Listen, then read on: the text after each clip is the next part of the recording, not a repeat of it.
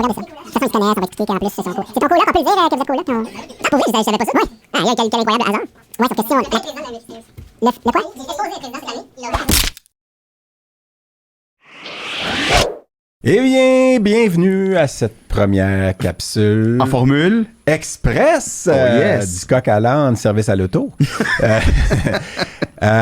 On a eu l'idée de faire cette petite capsule-là pour vous informer de quelque chose de spécial. Un jalon important. Un jalon important. Vas-y, Eric. En fait, tout récemment, là, on a franchi le plus de 1000 abonnés. Le seuil psychologique. Exact, sur notre page Facebook du Coq à l'âne. Puis quand on était rendu autour de 800-900, on s'était dit, hey, ce serait le fun de... Souligner la millième ou le millième abonné. Oui, puis après ça, on a changé d'idée. On s'est dit, on va piger au hasard. Puis on a pigé un nom. On a demandé à quelqu'un il y a quelques jours. Parce qu'on savait pas à ce moment-là comment aller voir qui était le millième. Non, ouais, effectivement, parce qu'on savait pas comment aller pour aller trouver la millième personne. Puis cette personne, malheureusement, pouvait pas. Puis après ça, il y a une nouvelle qui est sortie, puis... entre-temps, donc on la nomme pas? Oui. Mais une nouvelle qui est sortie, qui a attiré notre attention dans les derniers jours.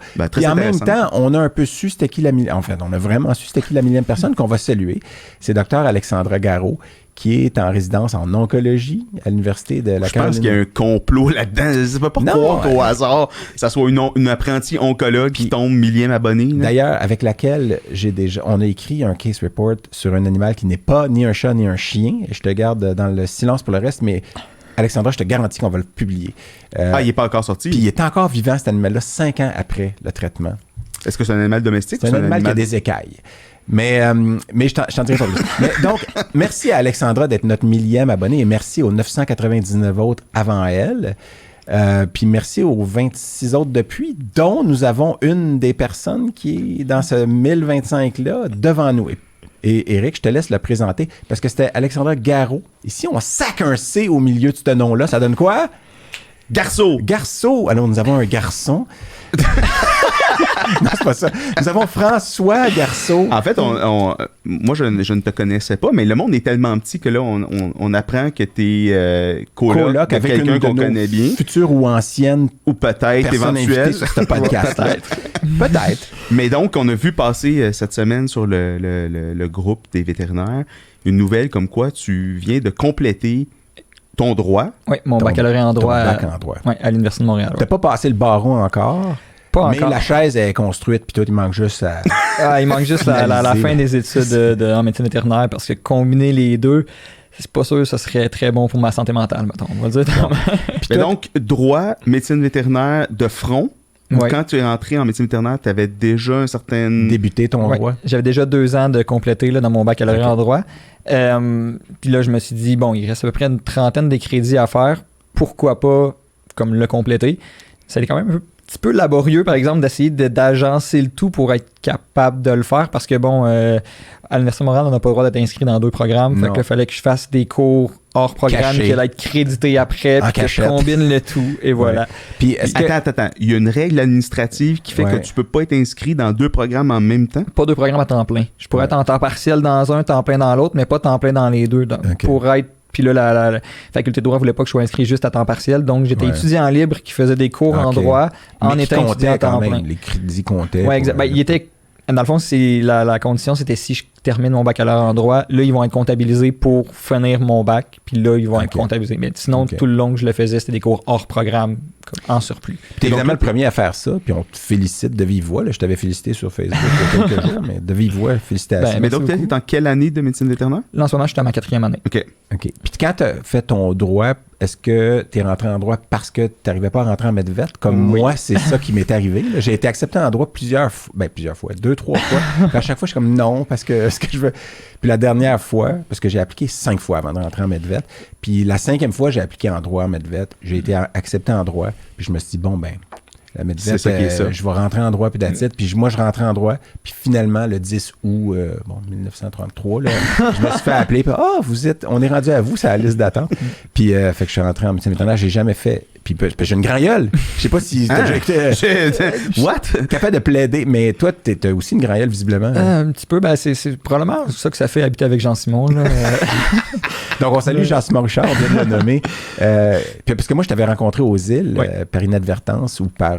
Par hasard. D'habitude, c'est par hasard. Oui, mais par hasard, mais chez Jean-Simon Richard, dans son magnifique musée des îles de Madeleine, dont un autre épisode en long et en large parlera. Mais on parle de toi maintenant. Éric, qu'est-ce que tu voulais lui demander spécifiquement que tu n'as pas fait encore? Ben, en fait, est-ce que tu as déjà une idée un peu du domaine de pratique de la médecine vétérinaire dans lequel question. tu veux... Dans le fond, moi, je voudrais être vétérinaire dans les grands animaux, principalement dans les bovins. OK. Là, on sait que le taux de rétention actuellement dans les vétérinaires qui s'en vont dans les bovins est peut-être pas fameux. Je pense que c'est 50% des vétérinaires qui s'en vont dans les bovins quittent la pratique bovine après 5 ans. OK.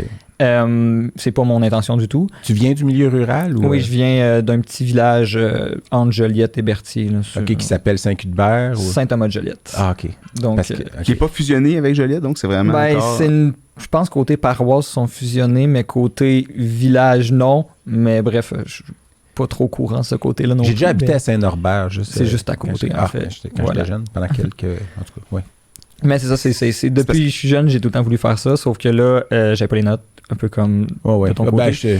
Voilà. On va se fist bumper. Non, mais attends un peu, là. Moi, donc, pour améliorer tes notes, t'es allé dans un programme contingenté. Non, mais t'avais un intérêt vers le droit aussi. Oui, j'avais un intérêt vers le droit. J'étais en sciences biomédicales avant, à l'Université de Montréal encore. J'ai remarqué que c'était pas pour moi, parce que ça débouchait pas nécessairement sur quelque chose non plus qui allait trop m'intéresser. Droit m'intéressait beaucoup, donc je me suis dit, je vais l'essayer. C'est sûr que c'était peut-être pas le move le plus intelligent pour monter les notes, du fait que c'est un cours super contingenté et difficile. Puis les notes sont courbées tout le temps sur la moyenne, un peu au même principe qu'une cotère au cégep. Fait que disons que quand j'ai été accepté enfin en médecine vétérinaire après ma 4e application, ça a été un bon soulagement là, de pouvoir juste relaxer pour les notes. Après ça, vint le difficile casse-tête d'essayer de compléter ton droit parce que tu as décidé, ben là, j'ai fait 2 ans. Puis aussi bien fini ma dernière. Tu as une visée, justement, là, tu veux aller dans des animaux de production. Mais donc, dès que tu es entré en médecine vétérinaire, tu avais déjà cette vision-là de faire de la pratique. De compléter. Puis tu veux passer ton barreau. On dirait que pour l'instant, je me dis que c'est un objectif que je veux faire. Est-ce que je vais pouvoir le faire? Ça, c'est une bonne question parce qu'en sortant, c'est sûr que je veux pratiquer. Parce que là, ça fait quand même un petit bout que je suis à l'université. Là, j'ai hâte de tomber. Tu veux pratiquer la médecine vétérinaire. Oui, exactement. Quand tu dis pratiquer. Okay. Oui, je veux être vétérinaire dans la pratique bovine. J'ai au moins pour objectif de faire quelques années avant de peut-être comme décider de faire mon barreau et de peut-être combiner les deux. Je sais que Quand tu dis combiner les deux, qu'est-ce que tu as comme vision? Ben, c'est là que on dirait que je profite du fait que je suis encore jeune puis que je peux me dire que je me fais des belles des beaux plans, mais est-ce que ça va se concrétiser, je ne le sais pas. J'aurais dans l'intention de m'impliquer soit dans les associations de professionnels en médecine vétérinaire, notamment la MVPQ, pour ce qui est des grandes pratiques, des pratiques de grands animaux, ou sinon dans l'ordre. Puis je me dis que mes compétences de droit vont tout le temps pouvoir m'aider de ce côté-là. Puis il y a aussi le fait que, j'ai la fâcheuse tendance à tout me casser. Donc, je me dis que dans la pratique bovine, si un jour, physiquement, je suis plus capable de suivre, j'ai cette avenue-là. Puis c'est un beau tracé aussi pour aller en politique, là, si tu fais attention à ce que tu dis aujourd'hui. Là. non, mais d'avoir droit puis d'être un professionnel de la santé en même temps. Puis tout ça. Non, mais c'est une combinaison qui est pas unique. Qui n'est pas unique, mais qui n'est pas fréquente. Mais qui est pas... parce que moi, on en connaît une personnellement, Marie-Hélène Moffett, qui, elle, était avocate avant de rentrer en médecine vétérinaire. Elle avait fait son droit, puis son barreau aussi, elle a pratiqué. Puis je pense que elle n'aimait pas ça. Je ne sais pas quel type de droit elle faisait. Je suis posé de le savoir. Mais puis sûrement qu'il y en a probablement... Tu t'en connais d'autres ou tu as été au courant de d'autres... Pas avec la médecine vétérinaire. Pas contemporain à toi, en tout cas. Non, exact. Je connais, mettons, des gens qui ont fait pharmacie et droit, mais c'est tout de ce que je connais, mettons, donc, qui ont fait le droit et d'autres milieux de la pratique. Mais tu sais, le droit débouche un peu à tout. Là, si on parle, il y a des animateurs de télé qui ont fait un baccalauréat en droit. Là. Mais c'est une combinaison intéressante. Puis tu sais, la médecine vétérinaire évolue vite, puis tout ça. Puis tu sais, c'est le fun que tu aies le goût de t'impliquer parce que c'est une expertise, même si elle ne reste qu'en parallèle de ta pratique vétérinaire, qui peut certainement être mise à profit pour toi, mais aussi pour la communauté vétérinaire au Québec. Là. Donc, c'est vraiment intéressant comme profil combiné un peu atypique. Là. Et puis tout ça est parti parce qu'il y a plein de monde dans ton entourage qui le savait, évidemment, mais nous, on le savait pas, mais c'est parti de te faire un petit post Facebook. Ah, j'aime pas ça. Comment t'as écrit ça? Me Je veux pas être vanter. prétentieux. Ouais, c'est exactement, ça, avoir ouais. l'air prétentieux, mais tu sais, des fois, ben, faut s'adonner la tape dans le dos, puis tu l'as fait, ça a pas été, c'est pas une petite affaire, un petit détail de parcours, là, t'as fini ton droit pendant que tu étais en médecine vétérinaire, puis c'est inédit. Donc, on te félicite. Puis d'ailleurs, Merci beaucoup. je voulais l'ouvrir au début, mais c'est une capsule express. Donc, on va la boire après, mais on va fêter, on va festoyer, on va lever notre verre avec une petite bière, puis je vais la mentionner, mais c'est la bière Hibernia de la microbrasserie Les 100 Tavernes, qui est à côté de chez nous. C'est la microbrasserie la plus proche d'où j'habite, c'est à Pointe-Saint-Charles. De Pointe-Saint-Charles. Puis Hibernia, ben, c'est le nom de la rue derrière chez nous. C'est une brown ale à l'anglaise, puis je vous le dis, Hibernia, ça signifie aussi Irlande. Donc, pas qu'ils ont fait une brown ale à l'anglaise alors que les Irlandais haïssent les British, mais c'est aussi le nom d'une rue de Pointe-Saint-Charles, quartier anciennement connu, au 100 Tavernes. Il y avait 100 Tavernes où ils disaient, c'est comme Montréal, la ville aux 100 clochers. Pointe-Saint-Charles, c'était les 100 Tavernes, d'où le nom mais c'est les 100 Tavernes SANS.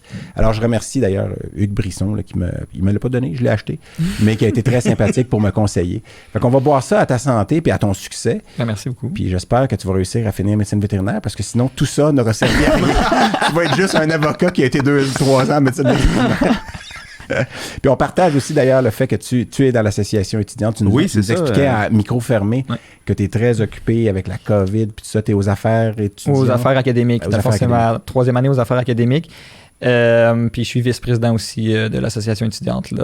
Mais les affaires académiques, c'est tout ce qui touche vraiment la vie des étudiants, mais du point de vue, mettons... Du point de vue plus académique. Puis les comités conjoints avec les départements, puis tout ça. Avec tout ce qui est le vice-décanat aux affaires académiques, en fait. Là. Puis la liaison entre les étudiants, les besoins des étudiants, notamment en période COVID, là, qui sont quand même assez criants. Puis la vie, comme plus l'administration là, de la faculté là, de ce côté-là.